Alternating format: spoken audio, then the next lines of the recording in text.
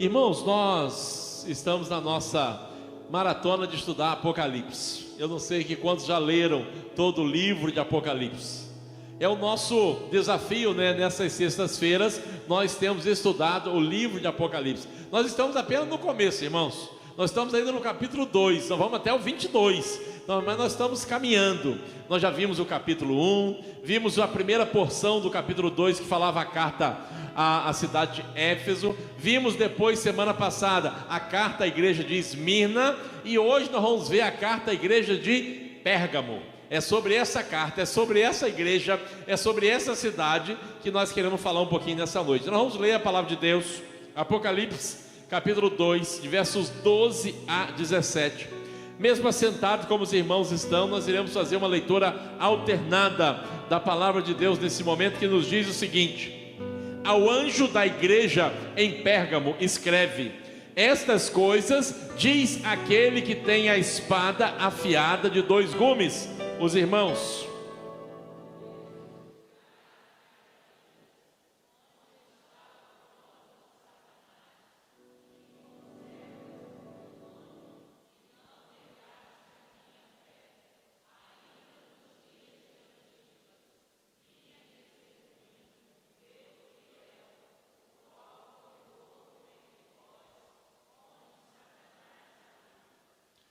tenho, todavia, contra ti algumas coisas, pois que tens aí os que sustentam a doutrina de Balaão, o qual ensinava a Balaque a armar ciladas diante dos filhos de Israel, para comerem coisas sacrificadas aos ídolos e praticarem a prostituição.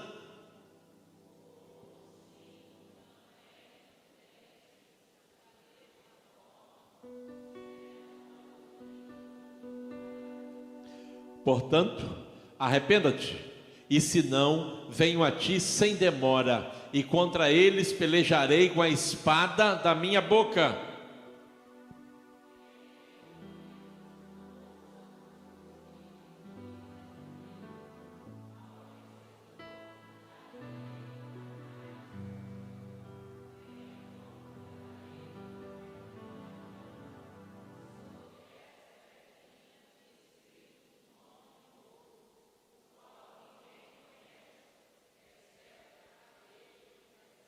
Amém. Que Deus nos abençoe na leitura da sua palavra.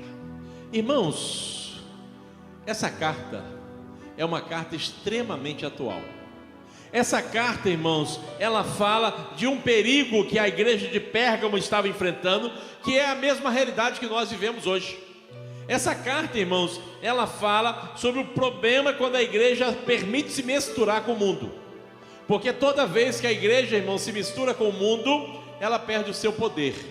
Porque a grande diferença da igreja, irmãos, é a influência que ela pode causar, é a diferença que ela pode fazer na sociedade. Mas quando nós misturamos a igreja com o mundo, ela perde tudo isso. Ela perde o seu poder, ela perde a sua eficácia. Eu não sei, irmãos, se quando nós olhamos para essa igreja, eu não sei se você sabe o que significa Pérgamo. Pérgamo significa casado. E essa carta, irmãos, nós podemos dizer, porque a igreja do Senhor, ela é o que de Cristo? A noiva. Então a igreja do Senhor, ela é o que? Comprometida, ela já tem um compromisso. E como a noiva, a esposa do Senhor, ela precisa se apresentar pura, imaculada, santa. Assim deve ser a igreja do Senhor, ela tem um compromisso. O contraponto da igreja do Senhor, nós vemos em Apocalipse, é a grande Babilônia, a mãe das meretrizes. É uma outra realidade, Apocalipse fala muito sobre isso, mas Pérgamo nos traz sobre isso. A igreja, ali o significado é casado, e eu queria que você começasse guardando isso nessa noite. A igreja tem um compromisso, ela já está comprometida, e o seu compromisso é com o Senhor Jesus. Então nós temos que nos guardar, nos preservar para esse dia, para esse momento que nós vamos nos encontrar um dia com o Senhor. E quando nós olhamos com essa carta, irmãos, lembre-se que toda a saudação de Jesus nessa carta é o que ele disse sobre ele lá no capítulo 1. Se você ler o capítulo 1 de Apocalipse e ver cada saudação de cada carta, ele já se apresenta assim. O verso 12 que nós acabamos de ler diz o seguinte: ao anjo da igreja. O anjo da igreja é quem, irmãos? Quem é o anjo? É o pastor, não o anjo não, irmãos, é o pastor da igreja, que o sentido é esse, é o pastor da igreja. Então ele está dizendo, o anjo da igreja escreve estas coisas, diz aquele que tem o quê? A espada afiada de 2 gumes. Nós precisamos entender, irmãos, que quando Jesus veio da primeira vez, ele era o servo humilde, sofredor, mas quando ele voltar, será o Deus Todo-Poderoso. É aquela imagem que nós vemos ali do capítulo 1, que nos mostra a grandiosidade do Senhor Jesus. E ele tem uma espada, e essa espada aqui, irmãos, traz uma ideia de juízo. E é uma espada, irmãos, que diz que ela está o quê? Afiada. Então ele começa trazendo essa palavra para essa igreja. É o recado de Jesus para ele. E no verso seguinte ele fala: conheço. Em todas as cartas Jesus fala isso. Jesus, irmãos, além dele andar no meio da igreja, porque ele fala sobre isso no capítulo 1, ele conhece a igreja. Na verdade, irmãos, ele conhece eu e você. Ele conhece a nossa vida, ele conhece os nossos pensamentos, ele conhece tudo, irmãos. Inclusive, irmãos, Deus, na sua grandiosidade, além dele conhecer, ele diz que nós só somos tentados até onde nós conseguimos o quê? Suportar. Nós mesmos não temos noção disso. Às vezes nós achamos, às vezes nós não, se acontecer isso eu vou fazer assim. Nós achamos que vamos fazer assim, mas na hora que a coisa acontece é que nós vamos ver como que nós vamos reagir diante das situações. Mas Jesus, ele já sabe, ele já nos conhece, ele sabe exatamente de nós, ele já tem esse conhecimento. E ele começa a dizer, irmãos, conheço o lugar que habitas. Irmãos, esse lugar não deveria ser um lugar muito bom não. Essa cidade, porque Jesus diz, fala, onde está o trono de quem? De Satanás. É a cidade. Então Jesus fala, eu conheço o lugar em que você habita, eu sei que lá está o trono de Satanás. E eu queria que você conhecesse um pouquinho de Pérgamo. Você conhece de Pérgamo? Você já ouviu falar nessa cidade? Você tem alguma informação sobre ela? Porque é importante isso, irmãos. Nos leva a entender, abre a nossa mente para uma melhor compreensão do texto da palavra de Deus. A primeira coisa, irmãos, precisamos entender que essa cidade, durante 400 anos, ali antes de Jesus, ela era a capital da Ásia. Era uma cidade importante. Só que no ano 133 a.C., o seu último rei, o rei Átalo III, no seu testamento ele disse que ele estava doando essa cidade para Roma. Então ela depois passou a ser a capital de Roma, ali na Ásia. Mas foi uma cidade muito importante. Ali era o reino Seleucida. Você já ouviu falar nesse reino? E de Alexandre o Grande? Você já ouviu falar de Alexandre o Grande? Alexandre o Grande, irmãos, o império dele foi aproximadamente só por 8 anos, do ano 331 a.C. até o ano 323. Ele morreu muito novo ainda, só que ele impactou o mundo inteiro, especialmente com a cultura helênica, que é a cultura grega. Quando ele morreu, ele não tinha filhos. O seu reino se dividiu entre os seus 4 generais. 2 deles se sobressaíram mais, que era Ptolomeu e o Seleucida. Então você tinha o reino dos Ptolomeus e o reino dos Seleucidas. Então essa parte aqui de Pérgamo era a capital do reino Seleucida. Então era esse reino aqui. Quando aconteceu isso? Aconteceu, irmão, no período interbíblico. Você sabe o que é período interbíblico? As Bíblias mais antigas, entre o Antigo e o Novo Testamento, tinha o quê? Umas folhinhas em brancos, que nós chamamos de quê? Do silêncio de Deus. Não é que Deus deixou de nós, não, mas não tem nenhum livro daquela época que foi registrado na palavra de Deus. Malaquias, que é o último livro do Antigo Testamento, ele foi escrito aproximadamente 420 a.C. Então nós temos 400 anos ali de um intervalo de 400 anos. E 400 anos, irmão, é bastante coisa, ou não é? O que vocês acham? 400 anos é muita coisa ou não? Vocês acham que em 400 anos dá para acontecer muita coisa? Por isso que quando você sai do Antigo Testamento e chega no Novo, é uma coisa completamente diferente. Tem escribas, tem saduceus, você nunca viu falar nisso? Então onde surgiu isso? Surge em 400 anos, irmãos. Se nós voltarmos, não muito longe, irmão, se você voltar 50 anos atrás em São Fidélis, era diferente ou igual hoje? 50 anos, irmão, não estou voltando muito não. Há 50 anos, irmão. Se nós voltarmos a 400 anos atrás, como é que era São Fidélis? Hein? Nem tinha São Fidélis, irmão, para começar a verdade. Como município, nós somos de 3 de dezembro de 1870. Temos 154 anos. Vamos completar em dezembro agora 154. Mas a chegada aqui foi no ano dos capuchinhos aí, 1781 aproximadamente. Eu não sei se você gosta de história, mas eu achei um livro que conta a história de São Fidélis todinho. Num sebo lá em São Paulo, que conta toda a história da nossa cidade, desde 1781 até o ano de 1960. Conta esse período todinho da história, e é bom, você vê ali, você vai vendo os nomes, ele vai narrando tudo que aconteceu, e você vai entendendo algumas coisas, porque essa rua tem esse nome tal, você nunca viu falar nessa pessoa, aí você vê, essa pessoa aqui foi uma pessoa importante na cidade, então você vai conhecendo um pouquinho da história. Então, irmãos, durante esses 400 anos aconteceu muita coisa, e Pérgamo está nesse miolo, está nesse meio aqui, era uma cidade importante. Pérgamo também, irmãos, era uma cidade, um centro cultural maior que Éfeso e Esmirna. Pérgamo, irmãos, tinha a segunda maior biblioteca do mundo. Naquela época tinha 200 mil exemplares na biblioteca de Pérgamo. Só perdia para um lugar, a Alexandria. Mas diz a história que no século III a.C., o rei Eumenes, lá de Pérgamos, conseguiu convencer o bibliotecário de Alexandria a ir trabalhar para ele em Pérgamo. Só que o rei Ptolomeu, que era do Egito, ficou sabendo disso e falou: também não mando mais papiro para lá, porque era tudo feito em papiro, também não mando mais papiro para lá. E aí, o que fazer? O que Pérgamo fez então? Pergaminhos. Você ouviu falar em pergaminhos? Eles criaram um pergaminho, porque já que o Egito não quer mandar papiro, aí eles tinham que fazer. O que nós vamos fazer agora? Eles criaram o pergaminho. Então, por Pérgamo, pergaminho, então tem a ver dessa cidade. Eles criaram por causa desse problema. Eles queriam ser maior do que a outra biblioteca, contratou o bibliotecário, mas o rei não gostou disso. Então, você entendeu o contexto cultural dessa cidade, irmãos. Em Pérgamo, irmãos, era o maior centro de medicina daquela época. Tinha faculdades lá de medicina, lá em Pérgamo, antes de Cristo, tinha médicos famosos nessa cidade. É para você começar a entender um pouquinho dessa cidade que estava ali a igreja do Senhor. E nessa cidade, irmãos, como todas as outras daquela região, tinha a questão dos cultos a muitos deuses. Tinha um templo enorme lá para Zeus, e tinha um deus lá que eles cultuavam muito, Esculápio. Você já ouviu falar em Esculápio?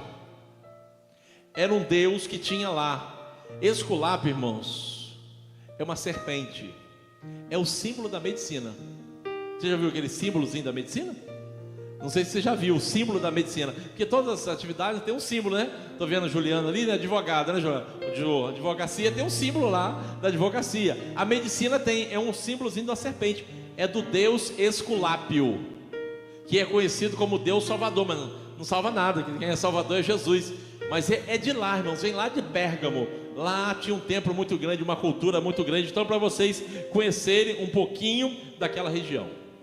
E para fechar, porque é muita informação, foi lá, irmãos, o primeiro local que fez um templo ao imperador romano enquanto ele estava em vida ainda. Foi no ano de 29 da nossa era que foi feito um templo para o imperador Augusto. E o que significava? Roma, irmãos, era o seguinte: Roma permitia que você tivesse a sua liberdade religiosa. Não tinha nenhuma dificuldade com isso, mas Roma tinha só uma condição: uma vez no ano, pelo menos, você tinha que ir lá no templo do imperador, tinha que oferecer um sacrifício para ele e dizer que César era o Senhor. Você só precisava fazer isso. Se você fizesse, estava tudo tranquilo. Mas a igreja do Senhor, os servos de Deus, quem é Senhor? Só tem um. O imperador não é Senhor, ele não é Salvador, não é soberano. Então, irmãos, a igreja enfrentava muitas lutas por causa disso. Então, irmãos, isso é um pouquinho da cidade de Pérgamo, só para vocês entenderem e compreenderem um pouquinho. Então, esse é o local que a igreja estava, irmãos, onde tem o trono de Satanás. Mas, Jesus fala: mas eu sei que você conserva o meu nome. Apesar da perseguição, apesar de enfrentar a oposição, apesar de alguns perderem a vida, irmãos, eles se mantinham fiéis ao Senhor. E ele vai falar, irmãos, ainda nos dias de Antipas. Antipas, irmãos, era pastor na igreja de Pérgamo. Diz a história, Tertuliano, nos narra um pouquinho sobre isso. Quem é Tertuliano? É um dos pais da igreja. Se você ler ali do 2º, 3º século, tem os pais da igreja, Inácio, muitos outros ali. Tertuliano é um deles, conhecido como os pais da igreja. Ele conta essa história, ele narra isso. O Antipas, irmãos, foi colocado dentro de um boi de bronze, e esse boi foi colocado no fogo, e assim esse pastor foi morto. Então por isso Jesus cita o nome de Antipas aqui, porque foi o que ele tinha feito, mas ele em hipótese nenhuma negou a Jesus. Semana passada, irmãos, nós vimos lá em Esmirna, o pastor também, que de 86 anos, foi morto, queimado na fogueira ali por causa do evangelho. Aqui em Pérgamo, irmãos, esse servo do Senhor Antipas foi morto dessa maneira terrível, que a gente possa imaginar, ou seja, de uma maneira cruel, que foram feitos com ele ali, né? Ele fala, mas Jesus fala, minha testemunha, meu fiel, o qual foi morto entre vós, onde Satanás habita. Mas aí Jesus, então, irmãos, ele exalta essa igreja, que apesar de tudo isso, ela conservava a fé. Mas aí Jesus vai para o verso seguinte, ele vai dizer, tenho todavia. Esse todavia aqui, né, muda uma coisa, porém, contudo, entretanto, temos aqui alguma coisa, contra ti algumas coisas, pois que tem aí os que sustentam a doutrina de Balaão. Você já ouviu falar em Balaão? Balaque e Balaão? Vocês lembram um pouquinho dessa história? Talvez alguns não conheçam a história de Balaque e Balaão. Mas Balaque era rei moabita, ele contratou Balaão para amaldiçoar o povo de Israel quando eles estavam saindo do Egito. Mas Balaão não amaldiçoava nada, não conseguia fazer isso. Mas Balaão, irmãos, deu um conselho para Balaque. Falou, Balaque, para que vocês possam conseguir resultado contra o povo de Deus, o povo de Deus precisa pecar, porque se eles pecarem, eles vão estar enfraquecidos. Só existe uma forma, irmãos, de o inimigo nos atingir, é quando o povo de Deus está no pecado. Então Balaque falou, faz o seguinte, chama algumas moças aí, pede essas moças para convidarem eles para virem para um ritual, e eles vão vir, vão se misturar com isso, vão comer coisas sacrificadas, como diz ali, vão praticar prostituição, e quando isso acontecer, eles vão ser o quê? Deus vai repreender por causa disso. Números capítulo 25, do verso de 1 a 3, conta um pedacinho sobre isso, só para os irmãos olharem e verem um pouquinho. Livro de Números aí, o 4º livro ali diz o seguinte: habitando Israel em Sitim, começou o povo a prostituir-se com as filhas dos moabitas. Verso 2: estas convidaram o povo aos sacrifícios dos seus deuses, e o povo comeu e inclinou-se aos deuses delas. E o verso 3: juntando-se Israel a Baal Peor, a ira do Senhor se acendeu contra Israel. E ainda em Números capítulo 31, o verso 16, vai nos dizer exatamente essa estratégia. 31, 16, ele vai nos falar sobre isso, que diz: eis que estas, por conselho de Balaão, fizeram prevaricar os filhos de Israel contra o Senhor, no caso de Peor, pelo que houve a praga entre a congregação do Senhor. Então o que esse texto, verso 15 lá de Apocalipse capítulo 2, ele está nos dizendo aqui, verso 14 quer dizer: tenho toda a vida contra ti, pois tens aí os que sustentam a doutrina de Balaão, o qual ensinava a Balaque a armar ciladas diante dos filhos de Israel, para comerem coisas sacrificadas aos ídolos e praticarem a prostituição. Irmãos, o inimigo, ele usa muitas estratégias. Uma delas é a perseguição. Só que quando a perseguição não funciona, ele usa a sedução. E a igreja lá, irmão, estava sendo na perseguição, a igreja se manteve firme, mas a igreja estava cedendo à sedução, a algumas coisas que estavam acontecendo. Então Jesus vem e diz contra ela: ó, eu tenho contra ti, porque alguns estão sustentando essa questão da doutrina de Balaão aqui. E ele segue ainda, porque no verso 15 ele vai falar: e tem alguns irmãos da mesma forma sustentam a doutrina dos nicolaítas. Eu não sei se você se recorda, mas a carta a Éfeso foi lá ao contrário. Éfeso não aceitava de jeito nenhum essa doutrina. O problema de Éfeso é porque eles perderam o primeiro amor. Mas aqui em Pérgamo eles estavam acatando isso. O que é isso nesse tal de nicolaítas? Da onde vem isso? O que é essa situação? Irmãos, o Nicolaitas é o seguinte, a teoria deles é o seguinte: quanto mais você pecar, mais a graça de Deus vai vir sobre você. Então você pode pecar à vontade, que não tem problema. É mais ou menos, resumidamente, era isso. Ou seja, é o que eles defendiam. E o texto está dizendo aqui, a palavra de Deus está nos mostrando que alguns estavam defendendo isso lá na igreja de Pérgamo também. Então Jesus trouxe esses dois alertas para essa igreja. E aí, irmãos, Jesus sempre fazia uma saudação na carta, trouxe um elogio para a igreja, apontou duas coisas que estavam acontecendo lá, e agora ele vai dar, ou seja, ali uma exortação. O que ele diz no verso 16? Portanto, arrependa-te, e se não, venha a ti sem demora, e contra eles pelejarei com a espada da minha boca. Então, irmãos, Jesus ele vem aqui, irmãos, mas ele sempre, antes de qualquer coisa, ele sempre dá a oportunidade das pessoas se arrependerem. Jesus sempre vai dar a oportunidade, porque ele é misericordioso. A Bíblia diz que ele é longânimo, a Bíblia diz que ele é compassivo. Então, mas ele está sempre dando misericórdia. Mas se não houver arrependimento, se não houver uma volta para ele, o resultado vai ser enfrentar o seu juízo, a sua justiça, a espada da mão do Senhor que vai estar desembainhada. Então, irmãos, devemos ficar atentos a isso, porque existe hoje um movimento que, como eu disse, o diabo é enganador. Muitos dizendo, não, que Deus é amor, ninguém vai se perder. Mas a Bíblia diz que ao mesmo tempo que Deus é amor, ele é justo também. Ele vai exercer a sua justiça. Então, não existe isso, não caia nesse conto de fadas. Jesus dá sempre oportunidade, ele está sempre dando, mas se não houver o arrependimento, haverá o juízo dele. E aí, irmãos, ele fecha com uma promessa extraordinária. Ele sempre fecha assim: quem tem ouvidos, ouça o que o Espírito diz à igreja. Ele promete três coisas, irmãos: ao vencedor dar-lhe-ei do maná escondido. Você se lembra do maná? Durante 40 anos, enquanto o povo estava no deserto, todos os dias o maná caía do céu, exceto no sábado.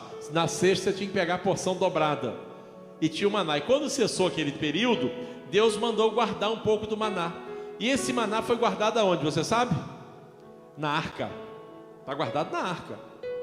A história diz, alguns dizem, que quando Israel foi invadido, o profeta Jeremias escondeu esse maná lá no Monte Sinai. Não dá para a gente saber, pelo menos ninguém nunca achou ainda. Mas eu quero dizer o seguinte, irmãos, que o Senhor prometeu à sua igreja que ela tem um maná escondido, aquele que está lá guardado, tem um maná para nós. Nós não precisamos comer as coisas que o mundo está oferecendo, nós não precisamos participar desses banquetes, porque o verdadeiro maná o Senhor tem reservado para os seus, o Senhor tem guardado para os seus. E tem mais uma coisa, irmãos, ele diz, irmãos, que vai lhe dar uma pedrinha branca. Essa pedrinha branca, ela tem dois sentidos, irmãos. Primeiro, de você estar inocentado, ela traz esse sentido. E naquela época era comum, quando tinham alguma festa, alguma coisa, o convite às vezes era uma pedrinha branca. Então Jesus tem uma pedrinha branca para cada um de nós.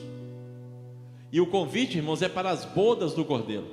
O convite, irmãos, é para nós irmos morar com Ele.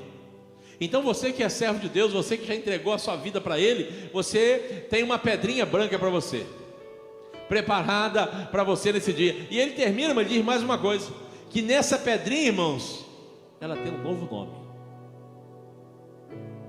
que ninguém conhece, exceto aquele que o recebe. Irmãos, então, para a sua igreja, Jesus tem um maná escondido. Para a sua igreja, Ele tem uma pedrinha branca, em que nos inocenta e que nos dá direito a entrar nas bodas do Cordeiro. E Ele tem um novo nome, nós vamos receber um novo nome, que ninguém sabe, exceto aquele que o recebe. E um dia nós vamos saber esse novo nome. Aquela igreja, irmãos, estava passando por lutas. Aquela igreja, diante da perseguição, alguns literalmente deram a vida pelo nome de Jesus. Jesus sabia que o lugar daquela cidade não era um lugar simples, falou, lá é onde habita o trono de Satanás. Ele sabia de tudo aquilo, mas aquela igreja começou a fazer algumas concessões. Ela foi enganada pela sedução, porque o inimigo ele vai mudando a estratégia. Nós sabemos disso, a Bíblia fala sobre isso. Em determinados momentos, irmãos, o diabo se apresenta como uma serpente enganadora. Eva sabe disso. Em determinados momentos, a palavra do Senhor nos diz que ele brama como leão, buscando a quem possa tragar. Em determinados momentos, a Bíblia diz que ele se apresenta como anjo de luz. Ele vai mudando a estratégia para enganar as pessoas. Ele tenta de um jeito, tenta de outro, ele vai tentar. Mas nós podemos, irmãos, nos manter firmes no Senhor, porque somente Ele tem o verdadeiro maná. Somente Ele pode nos inocentar no julgamento divino. Somente Ele, irmãos, tem um espaço para nós na sua festa, nas suas bodas do Cordeiro. Essa carta foi para Pérgamo, mas ela se aplica a nós hoje também. Essa carta foi para aqueles irmãos há quase 2000 anos, mas ela serve para a nossa realidade hoje também. Guarde isso, irmãos, a igreja não pode se misturar com o mundo. A igreja não pode se contaminar com as coisas do mundo, porque quando nós contaminamos, nós perdemos o nosso poder, nós perdemos nossa influência. Lembra do que Balaão falou com Balaque? Balaque, só tem um jeito: se você tem que fazer aquele povo pecar, porque se o povo pecar, eles vão enfraquecer. Só esse o jeito. É por isso, irmãos, que nós temos que fugir do pecado. É por isso que nós temos que estar longe do pecado, porque o pecado, irmãos, é a coisa mais terrível que tem. Sabe por quê? Porque ele nos afasta de Deus. Porque o melhor lugar para nós estarmos é próximo na presença de Deus, é estar com Deus. E o pecado, irmãos, ele diz que ele nos distancia de Deus. Que nessa noite possamos olhar para essa carta, olhar para esse povo e aprender que vale a pena se manter puro, vale a pena se manter separado, vale a pena caminhar com o Senhor. Mesmo diante de lutas, mesmo diante de seduções, mesmo diante de dificuldades, mesmo diante de propostas tentadoras, vale a pena nos conservarmos puros e na presença do Senhor. Não troque, irmãos, a verdadeira boda do Cordeiro por nenhum banquete que esse mundo possa oferecer, porque o mundo, irmão, vai colocar muitas propostas diante de você, vai te oferecer coisas que parecem até boas, mas como nos diz o sábio lá em Provérbios, há caminhos que ao homem parece direito, mas o fim deles é a morte. Então não troque, caminhe com o Senhor, não faça concessões, porque nas pequenas concessões é que o diabo vai colocando armadilhas e vai nos afastando de Deus. Aquela igreja foi exortada por Deus, e esse texto também exorta cada um de nós nessa noite também. Que Deus fale e complete no coração de cada irmão, né, sobre esse texto, sobre essa palavra, e que possamos continuar aprendendo cada dia mais da palavra do Senhor. E eu queria convidar você a orarmos mais uma vez. Logo após o nosso ministério de louvor vai estar cantando e louvando ao Senhor nessa noite, e nós temos o nosso café da comunhão ali, depois estaremos juntos ali mais um pouquinho nessa noite. Oremos então, irmãos. Santo Deus e bondoso Pai, obrigado, Senhor, por essa noite. Obrigado pela Tua palavra. Obrigado, Senhor, pelo cuidado que nós temos do Senhor. Obrigado pelo Seu maná escondido para o Teu povo. Obrigado, Senhor, pelo livramento, pela absolvição que o Senhor nos deu através de Cristo Jesus. E obrigado, Senhor, porque o Senhor foi preparar lugar para nós, e nós já estamos convidados para a festa, para as bodas do Cordeiro. E um dia nós estaremos para sempre com o Senhor. Ajuda-nos, Senhor, nesse tempo presente a nos mantermos puros. Ajuda-nos, Senhor, a nos mantermos separados. Ajuda-nos, Senhor, a nos mantermos imaculados. Ajuda-nos, Senhor, a caminharmos sempre firmes e constantes contigo. Pedimos, Senhor, mais uma vez por cada um que está aqui nessa noite, e rogamos que mais uma vez a Tua graça, a Tua misericórdia e a Tua bondade seja derramada sobre nós. Obrigado por esse culto, por essa noite. Continua nos abençoar no restante dela, e abençoe todo o final de semana do Teu povo. Assim nós oramos, em nome de Jesus, amém e amém.